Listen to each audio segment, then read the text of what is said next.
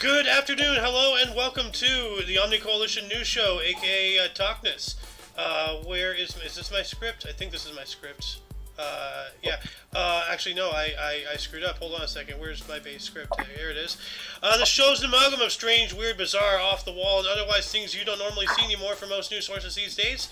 During a time of political overabundance and divisiveness, we present you with more unifying topics to discuss for the most part. For links to the articles, the music done by Carrera, and anything else potentially interesting, check the underbar of the description below. Anyway, I am Xander, and today I am joined by... The Slayer. And? Protoblob. Yeah. Alright. Big Blob. Big Blob. We talked at the same time. Yeah. Alright. Well, let's jump on to the news, shall we? Mr. Blob, do you want to read this one since you found it? Or since your friend found it? Yeah, a doctor is sentenced in Germany to prison for issuing mask exemptions. What the what?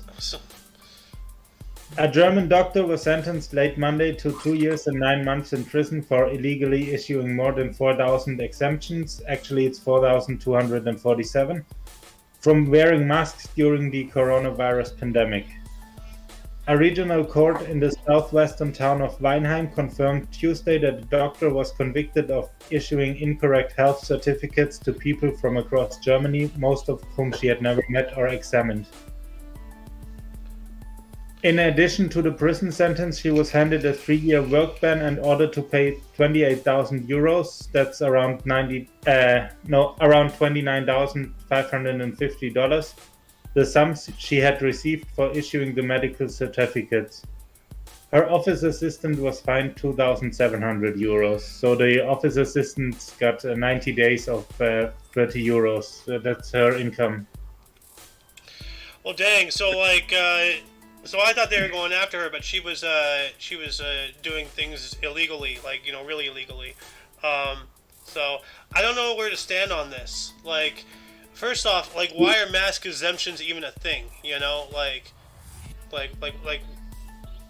that, all this mandate crap needs to stop. You know, seriously. She was known politically for being against the mask mandates, and she also went to the courts and up to the constitutional court, but she was struck down there.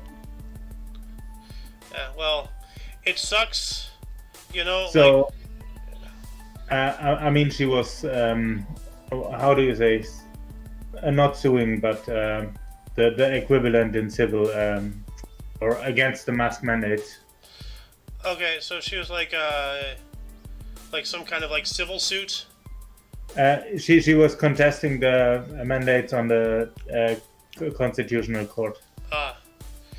And I'm gonna say this fine, you know, it's not as bad as I thought it would be, you know, especially with the, you know, how extremes, you know, the powers that be are willing to go.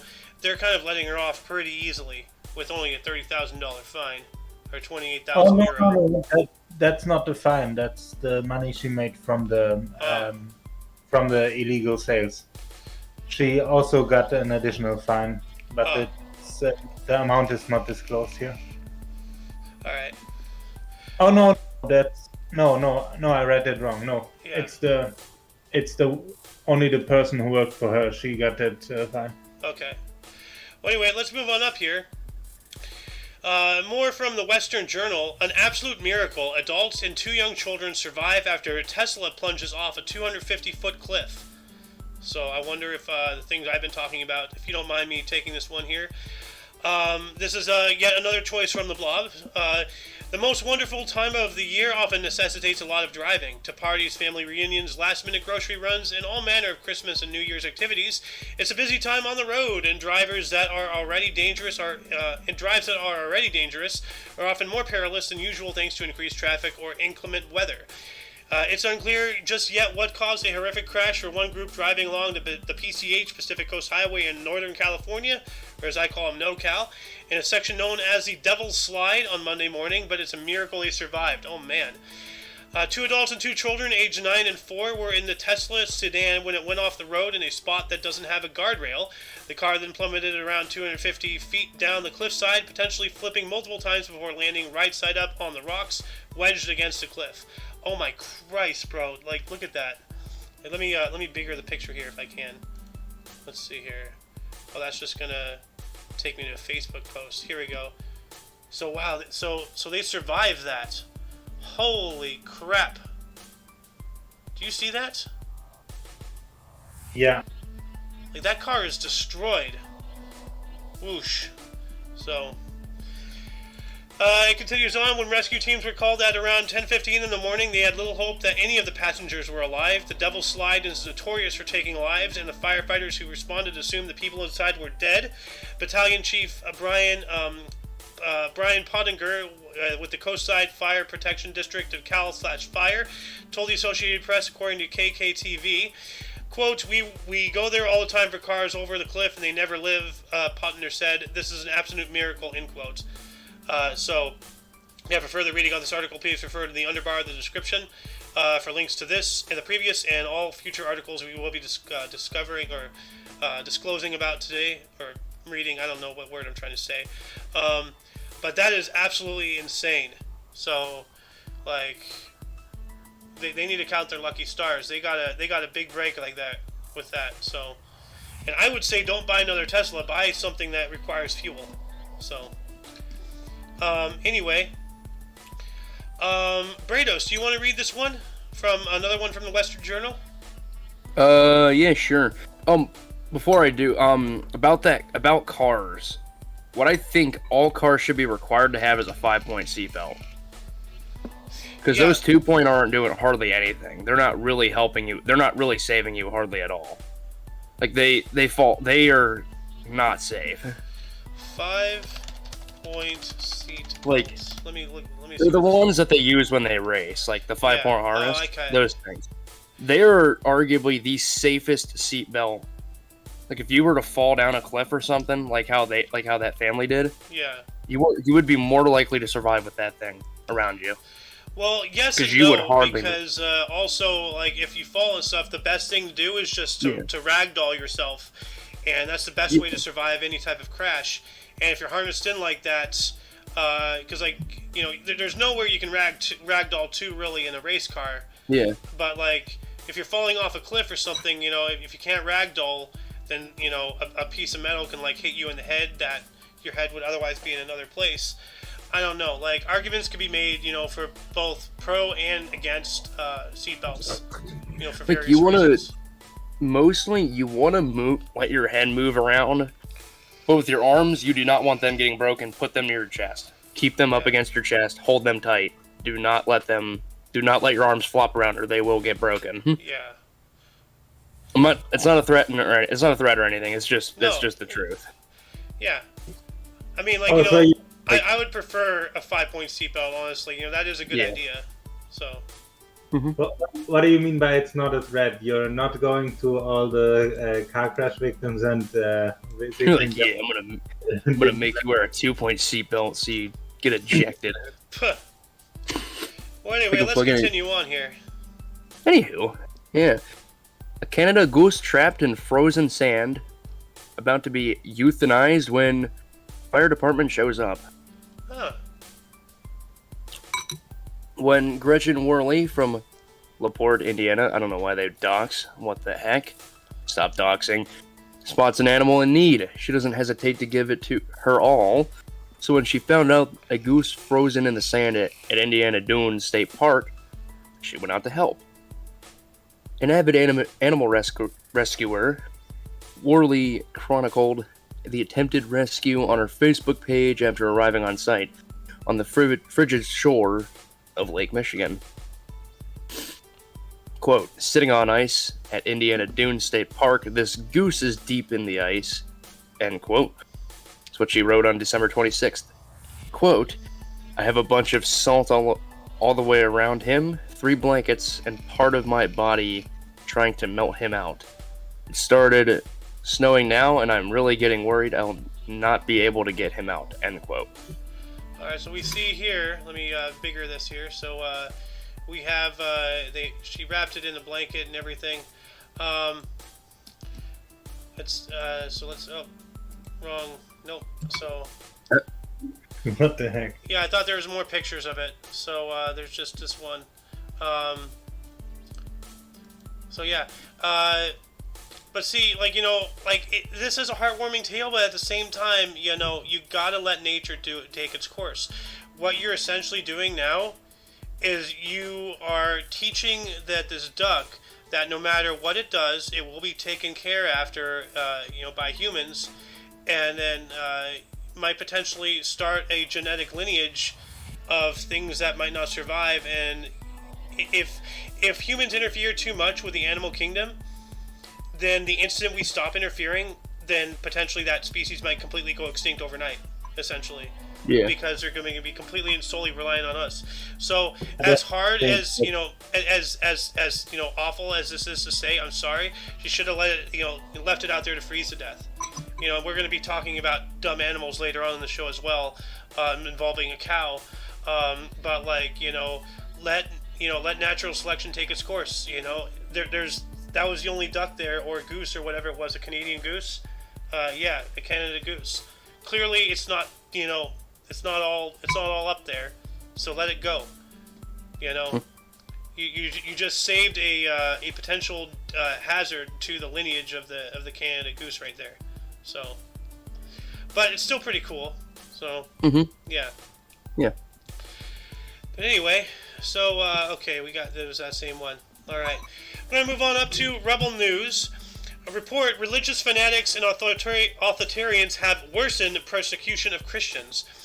With Christmas ending, Christians globally renewed their faith in the celebration of the birth of Jesus Christ. However, many remain uncertain about the future as they are among the most persecuted religious groups in the world. Never thought I'd see Christianity persecuted again. So, according to the Catholic organization Aid to the Church in Need, ACN, the situation grows increasingly dire for Christians.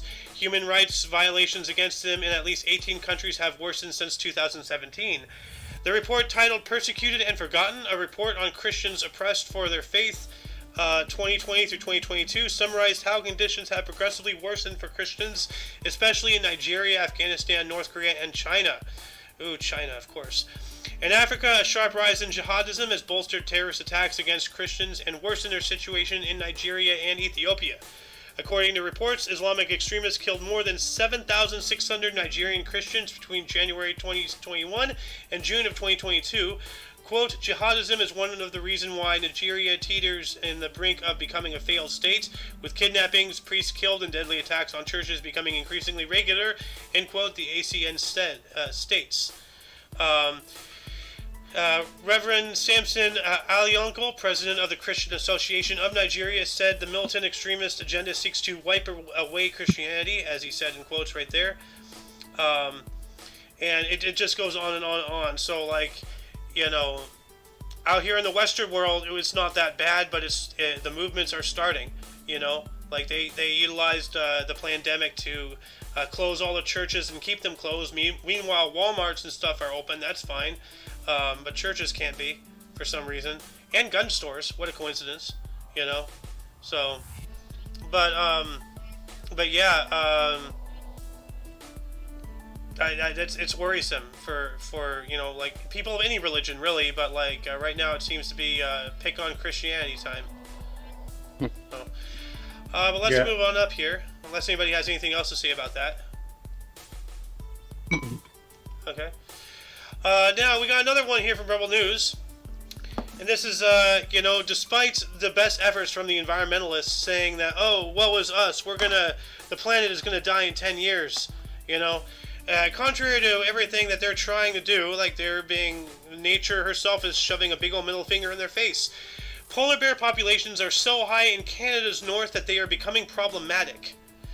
Noted polar bear population researcher Susan Crockford examined recent claims that a population of polar bears, specifically in Churchill, MB, is declining in numbers due to dwindling sea ice caused allegedly by climate change, which in turn caused a decline in the ringed seal population, the bears' main food source. Okay, so this is causing a migration, I see. So where's the article here? According to BlackRock's, which first published the findings of the species at risk report Tuesday morning, quote, bear population numbers up to 16,000 in the territories, Labrador and northern Manitoba and Quebec, end quote. Catherine McKenna, in 2017, at the time in Canada's Liberal movement and climate change minister, used the National Geographic video of an ill and aged polar bear in the throes of natural death in the wild as evidence of a climate change-induced species extinction. So yeah, we know that video. So but yeah, so it sounds like a migration happening. So it's pushing them from their natural habitat further into human areas. So, but at the same time, we're also kind of building into their territory. Yeah. Anyway,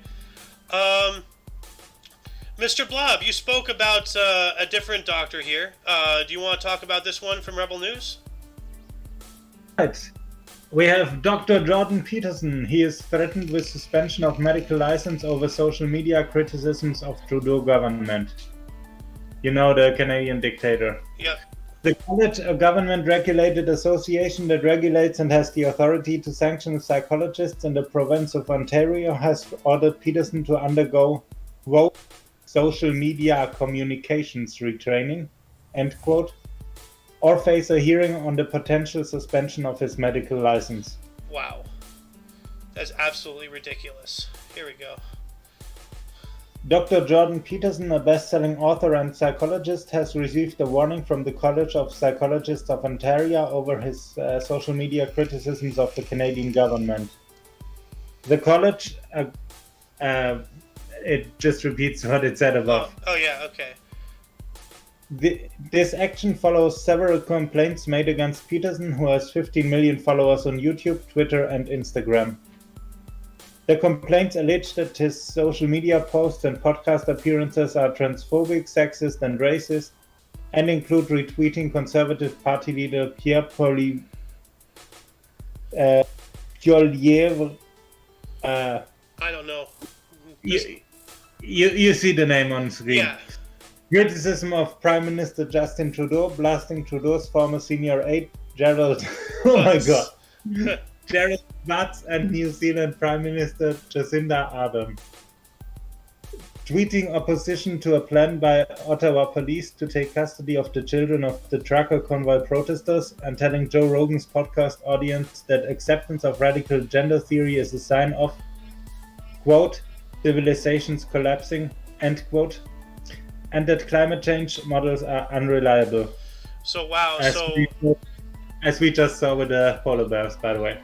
Yeah. So, climate change is a thing. It is happening, but we're not the main causing of it. It's natural. Humans didn't cause the last ice age. Maybe. I don't know. Well, as a German, I can say that we had a time in history when also people that the government didn't like were not allowed to do their jobs anymore. Yeah, and that's happening again to people like me out in California. It didn't end well.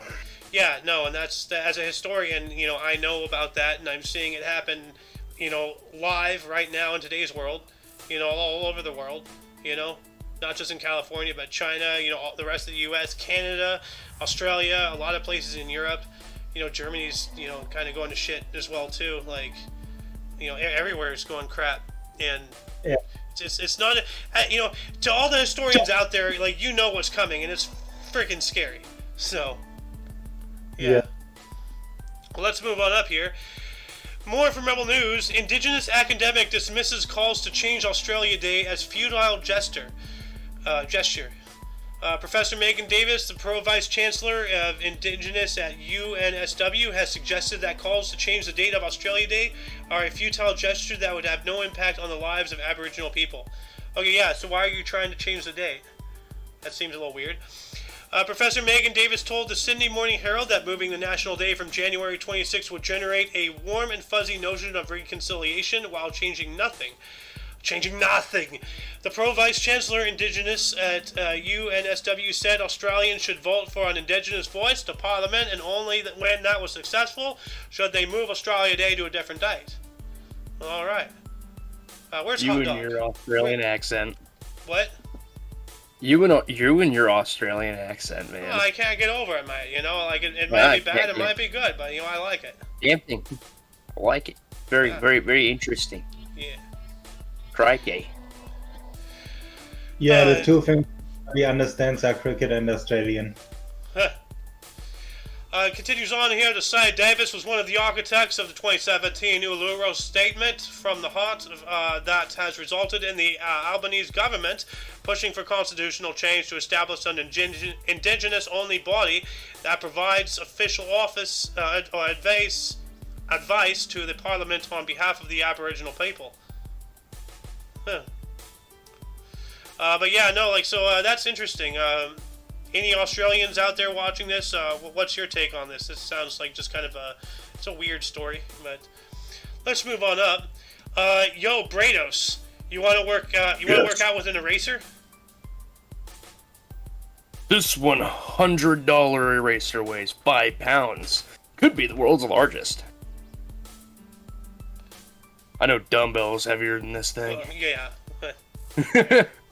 The Radar S10000 measures 276 by 141 by 43 millimeters and weighs over 2.2 kilograms,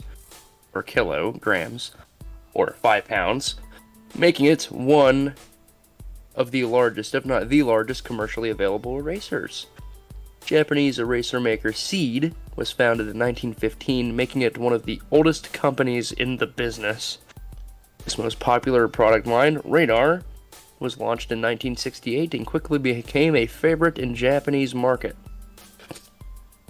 The smooth texture and flawless erasing performance made the Radar a commercial success, despite its premium price range of 20 to 50 yen, at a time when 10 yen erasers were the norm. The Radar line has been going strong ever since, with erasers of various shapes and sizes, including gigantic 2,285 gram slab, priced at one eye-watering 13,200 yen, or $100.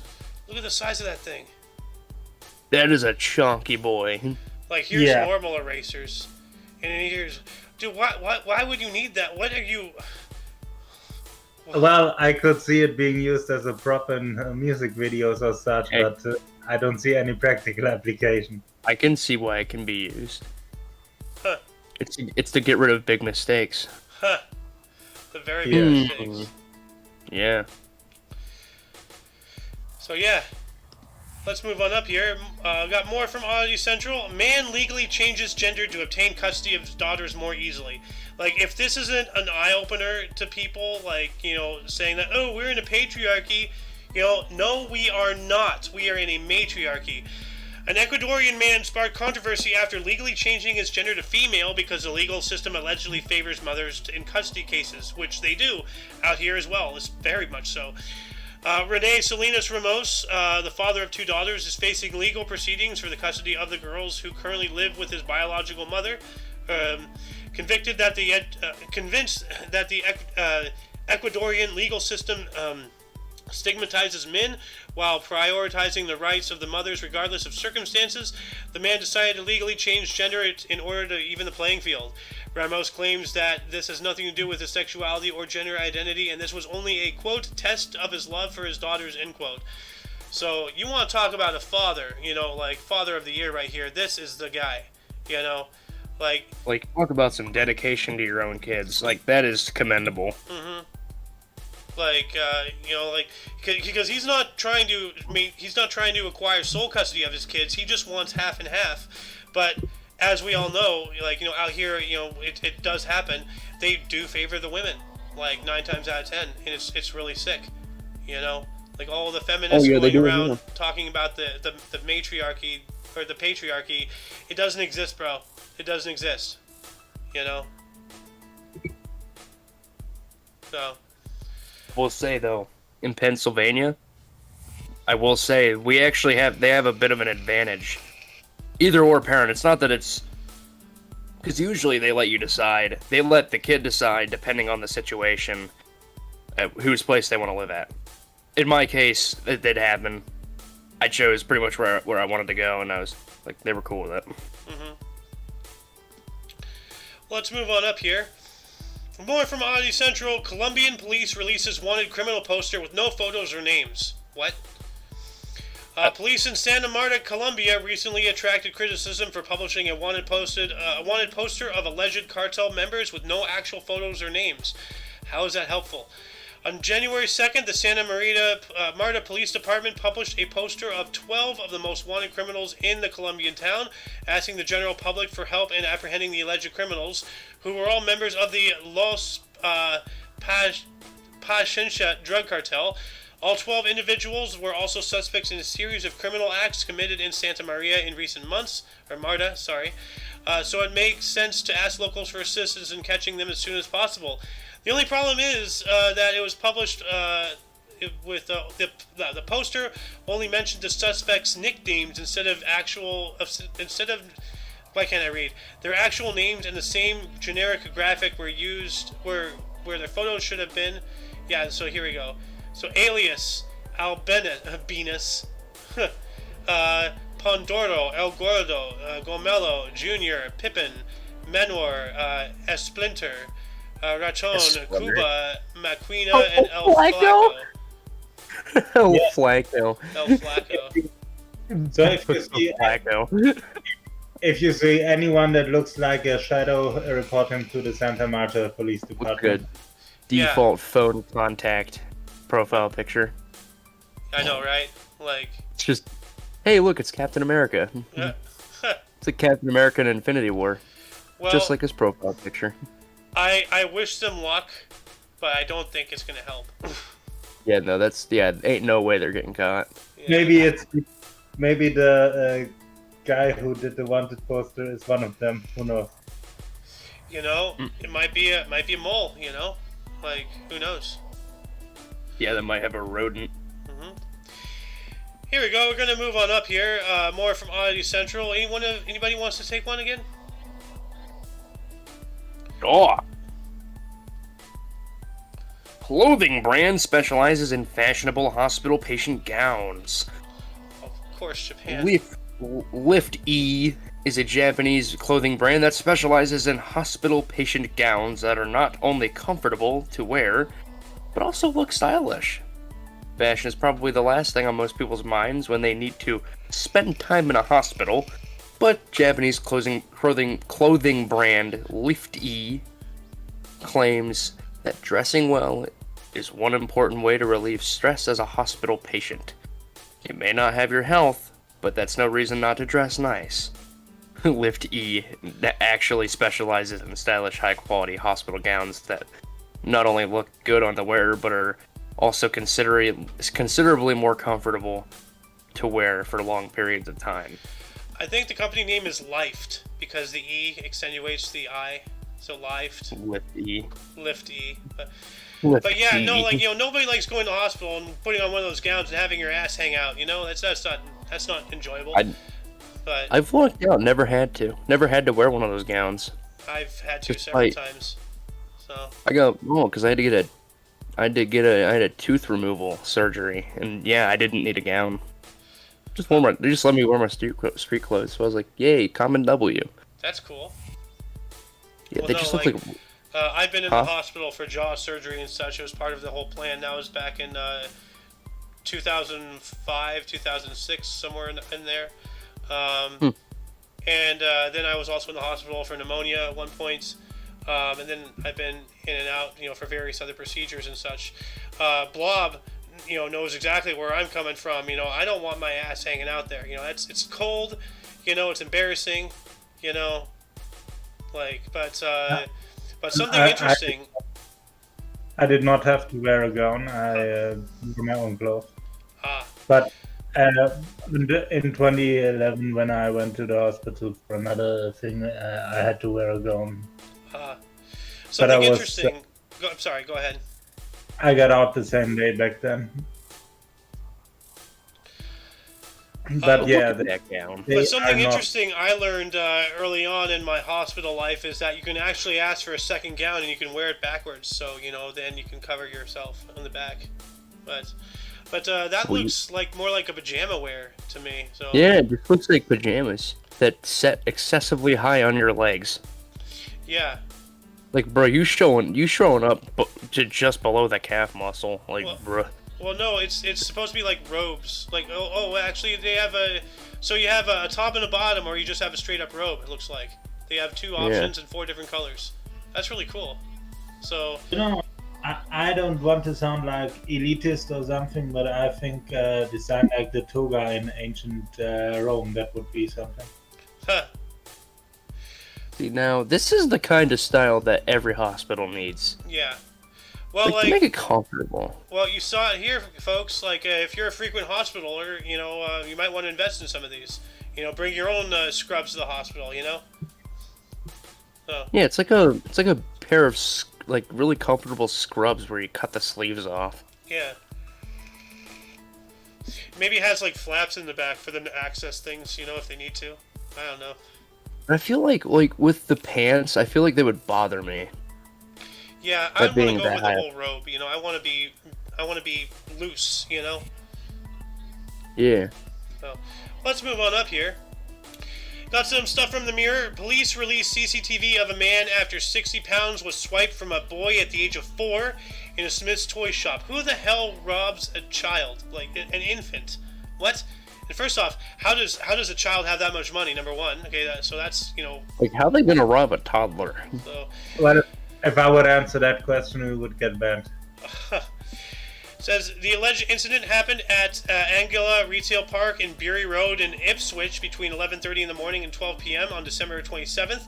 The victim, who was visiting the shop with his mother, accidentally dropped the cash on the floor of the shop. Okay. It is alleged that the money was picked up by an unknown man who left the store without handing it in. Suffolk police released a CCTV image where they say shows a man they want to speak to in connection with the incident. The man in the image wears a black hat, a black jacket, a scarf, and light-colored trousers. His shoes are black. So, if this guy looks familiar to anybody, please notify the police of somewhere in Ipswich or wherever they are. Suffolk police. So. And also, Don't they? Oh, what's up, Bob? and also notify the store that their camera quality is horrible. Yes. I will say, don't they have technology to fix that, where they can actually counteract that to get an image?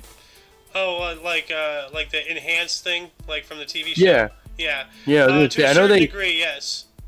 I was gonna say, I know it only goes so far, but I know, because I do recall they did that they showed a scene of that in Fast 5, where this group of cops, ran by Dwayne Johnson of all people, he's ran by The Rock, and they're hunting down the crew, Vin Diesel and his guys, and turns out they found out how who two of them were, even though they only had sight of their eyes. Huh. Wow. I question that. I didn't even question that when I Well, I first mean, seen it. with all of this like face recognition, eye recognition technology that's just built into phones nowadays, it's absolutely insane. Like, because that's, as I mentioned before, that's the trash technology. Like, God knows what the police and the government have. Like they can see you from 40 clicks away through a wall and with night vision. Like, it's absolutely nuts. But now's a really good time to talk about our sponsor, Established Graphics. If you go there now, you can get a painting of you as a lord or a lady. Come on, Blob.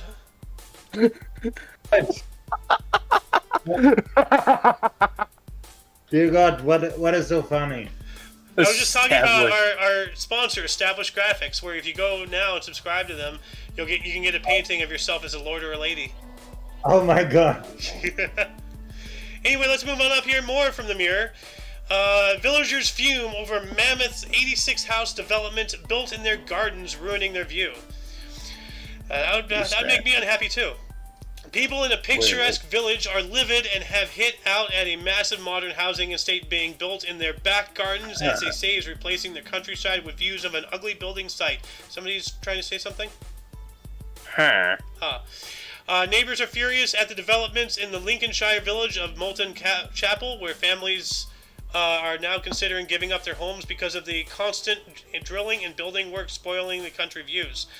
Homeowners say their lives have been made hell for the past 9 months by the 86-house development being constructed on their doorsteps and say they have had enough. Residents are being driven mad by the ear-splitting sound of machinery on a daily basis and can't leave their windows open as their homes get covered in thick dust. They say constant drilling, which begins each day at 7 in the morning, is causing their living room walls to vibrate and leaving their gardens covered in dirt. That sucks. So, the march of progress stops for no one. Get stepped on, or move to another picturesque village. I'm sorry, unless you can find some way to battle it. But good luck with that. But that really does suck. Anyway, we have another one here from the Mirror. Europe swelters in staggering heat wave as hottest January ever recorded in 8 countries. So, Blob, do you want to take this one? Okay. Temperatures for the start of January have reached an all-time high in a number of countries across Europe. National records have fallen in 8 countries: Netherlands, Liechtenstein, Lithuania, Latvia, Czech Republic, Poland, Denmark, and Belarus, while regional records were broken in Germany, France, and Ukraine. Warsaw, Poland saw 18.9 Celsius, that's 66 Fahrenheit, on Sunday, while Bilbao, Spain was 25.1 Celsius, more than 10 Celsius above average, the equivalent to the average in July. Parts of Catalonia, including Barcelona, are subject to restrictions on water use. Just days earlier, the UK, Ireland, France, and Spain declared 2022 their hottest year on record. Holy crap! So their average in July is going on right now, dude. Bro, if that happened over here, I'd be dead. Well, not dead, but 110 degrees, at this point of year, would absolutely suck. Although we were kind of close to it not too long ago. We were in the 80s to 90s about a week or so ago. Over Christmas. Christmas was 85, 87, somewhere in there. But man, Europe is getting smoked. I don't know if people noticed it, but Ice Age is ending. Oh yeah, well maybe a new one is beginning. We've been living in a good temperate period of the Earth. So maybe we're getting out of that. Hey MTM, welcome to the show. Hey. How you doing? Doing well. Big story today, but I'll let you finish what you're doing right now, and I'm gonna post it's actually the perfect time. We were just wrapping up talking about this one. Well, what's going on with you? Gavin Newsom, 34 minutes ago, declared state of emergency ahead of the winter storms and mobilizing the National Guard to aid in disaster response. We'll post the story shortly. Give me one moment. Oh man, so they're gonna fight the Pineapple Express? Yeah, this is from The Hill. This just came out.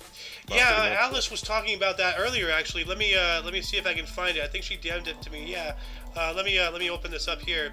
She got this. What is an atmospheric river? An atmospheric river may sound whimsical and have the potential to bring some much-needed moisture to the west, but they can often spark flooding or dangerous snowfall totals. We've been having a lot of flooding actually down here in SoCal for a little bit. These massive plumes of moisture originate some 2,500 miles from the U.S. west coast in the tropical Pacific Ocean and move eastward. While the West is in desperate need for moisture to quench the ongoing drought and buff up the snowpacks, the weather setup can lead to excessive rainfall and flooding, or even shut down travel with heavy snowfall. This particular atmospheric river can be classified as a Pineapple Express as it builds up moisture around Hawaii. Yeah. So we're getting a Pineapple Express here. Oh, not the good kind, though. No. Santa Clara and Uvas reservoirs are overflooding, actually, as well. And Dude, the runoff good. Going out. Yeah. Just send the excess to more reservoirs. Like there's an entire reservoir, like just a couple miles away from me that's been bone dry for like as long as I can remember. I don't think there's ever been water in there. Yeah, they were barely reaching 75% like a month ago, 2 months ago. Now they can't even contain it. Huh. Well, we need this. Hopefully this bolsters up, and because Hopefully, yeah. because Lake, what's the lake behind the Hoover Dam? Lake, not Erie. I can't remember what it's called. It's not the Colorado River. Yeah. No, what is that lake? Hold on a second. Lake behind Hoover Dam. Mead, of course. Lake Mead has been lowered. The water levels of Lake Mead for the past year has been lower than that of when the dam first opened in 1933 or whatever. Really not good. But yeah, we were just talking here. We're getting all this wet. Europe is suffering a heat wave. So, but yeah, let's move on up here. And this one's I'm not going to play the video, but this is a follow-up from the story from yesterday. The inside of helicopter cockpit showing pilot being warned before crash, which killed 2 Brits and 2 other people. So this is a chilling clip recorded inside the cockpit of one of the helicopters involving in the horror crash on Australia's Gold Coast. Shows a frantic passenger trying to point out danger below. In footage obtained by local media, one of the passengers in the helicopter, which was flying into land, is seen prodding the pilot on the shoulder.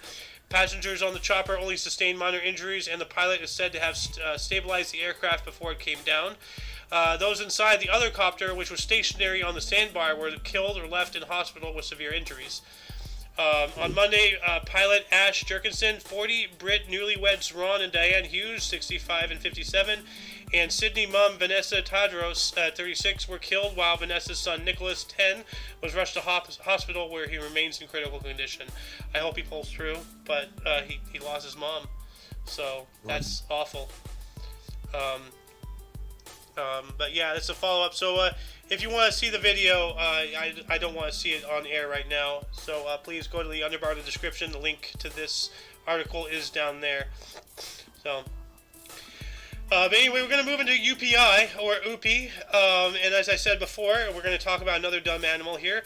A cow rescued from Australian mall gets stuck in mud the next morning. Let it die. So look at that. Just leave it. Maybe it is suicidal. Who knows? All right. Well, let it do its thing. Firefighters in Australia said a cow found wandering through a mall was rescued a second time less than 24 hours later when it became stuck in mud. Fire and Rescue New South Wales said the curious cow was first rescued Tuesday night when it was found wandering loose through a shopping centre in Caddens, a suburb in Sydney. Firefighters consulted with police and ended up taking the cow to the grounds of Western Sydney University at Warrington to keep it safe overnight. The cow ended up needing to be rescued again Wednesday morning when firefighters received a call reporting the bovine had wandered into a dam of the campus and become stuck up to its stomach in mud. The firefighters used a fire hose to fashion a makeshift lasso, which they threw around the cow's neck and gently eased her out of the mud. Fire and Rescue New South Wales said in a statement. Officials said they are still trying to identify the cow's owner. Well, if I was the owner, I wouldn't want it, because clearly, it's not the sharpest light bulb in the drawer. So, yeah. Definitely not much of a sacred cow there. No. But MTM, do you want to take this one? Sure. Bird breaks world record by flying 8,435 miles without stopping. We've spoken about something like this before. So. Really? Yeah. Guinness World Records announces a juvenile bar-tailed godwit broke the record for the longest non-stop migration by a bird when it flew 8,435 miles from Alaska to Tasmania, Australia. Holy crap. That is wild. That is a long ways. Yeah. The record-keeping organization said that the bird, known by tag number 234684, was wearing a 5G satellite tag when it departed Alaska on the 11th of October last year and landed in Tasmania 11 days later without stopping a single time for food or rest. Wow. GWR said the record was previously set in 2020 by another member of the same species, and the year's godwit broke the record by 217 miles. All right, we'll end it there with that one. Wow, so that's so it flew for 18 days straight, or 11 days straight. That's 11 days straight. It's insane, bro. I can't do anything for 11 days straight. So you heard it. If you're a bird and you want to do that record, make sure you go to the Guinness World Records office first and get your 5G tag. Yes. Otherwise, it doesn't count. Yeah, there's no record of it. And for our last article here, Big Fist, Laser Boy, if you're there, you want to talk about Big Cake? I don't think he's here. Nope. All right. Blob, do you want to talk about Big Cake? All right. Greek bakers cook up 11,000 pound New Year's cake. That's 11,000 pounds in weight, not in cost. Yes. A team of 200 bakers combined their efforts in Greece to create a massive vasilopita, a traditional New Year's cake weighing in at more than 11,000 pounds. The vasilopita was baked on New Year's Eve in collaboration with dozens of Athens area bakeries and the Bakers Guild of Athens, suburbs and surroundings. The finished product was assembled on a street in Peristeri, a suburb of Athens. The cake weighed more than 11,020 pounds and was made from 8,800 pounds of flour, 4,400 pounds of butter, 2,200 pounds of sugar, 110 pounds of cognac, 2,000 eggs, 1,500 oranges, and 4 boxes of vanilla. 4 whole entire boxes of vanilla. Like, wow. That is astronomical. Like, let's see if we can, oh wow, so that's all a cake right there. Look at the size of that thing. That is enormous. You can't even see it. It's like an optical illusion down there. It Yeah. just fades into the Like, that's not a ether table, down that's there. a cake. It's probably on the table, but still. And like we were talking about earlier, even I'm trying to if you zoom had in. even if you had 11,000 people, that's still 1 entire pound of cake per person. Like, good luck, bro. Like, wow. That is insanity. Imagine how long it takes to just cut the cake. Oh man. Crazy. But yes, that will conclude the show. Once again, you can check the underbar of the description for any links you may be interested in, which includes all things, including but not limited to all things OMNI Coalition. For your dose of different on otherwise unknown news, we stream Monday through Friday at 2 p.m. Pacific Time, which is 3 p.m. Mountain, 4 p.m. Central, 5 p.m. Eastern. 11 p.m. German time. Yep. For all of you and all of us, I am A.O. Xander. I'm Protoblob. I'm MTM. And we had Laser Boy, Brados, Big Fist Guy, Doom Guy, the Slayer, whichever nickname moniker he wants to use, we had him as well. Anyway, until you catch us tomorrow, or if you're interested in some history, we have a history show every day at 10 in the morning Pacific Time. Anyway, until next time you see us, don't forget to look right and left at every intersection, rate 5 thumbs, and subscribe. Toodles! Stay safe out there, folks.